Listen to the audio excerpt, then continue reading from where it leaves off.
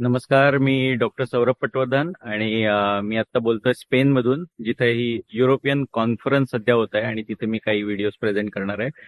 पण या व्हिडिओमध्ये मी थोडक्यात सांगणार आहे की ज्यावेळी मी या कॉन्फरन्समध्ये येतो आणि माझे बरेच मित्र बाहेरच्या देशात आहेत जे खूप चांगले नेत्रतज्ञ आहेत, स्पेशालिस्ट आहेत, आणि त्यांना ज्यावेळी मी सांगतो की आमच्या भागामध्ये किंवा आमच्या देशात असे प्रकार होतात की ज्याच्यामध्ये डॉल्बी सिस्टीमचा वापर होतो, तसंच त्याबरोबर लेझर्सचा वापर होतो, ते सुद्धा मिरवणुकीमध्ये, आपल्या गणपती उत्सवामध्ये सुद्धा, इतर उत्सवात सुद्धा. आणि हे लेझर्स आपल्या डोळ्याला घातक असतात. म्हणजे आमच्याकडे असे बरेच पेशंट येतात, अगदी तरुण मुलं येतात, ज्यांच्या पडद्याला ह्या लेझरमुळे छिद्र पडलेली असतात, ब्लिडिंग झालेलं असतं आणि काही लोकांची दृष्टी ही आयुष्यभरासाठी कमी होते.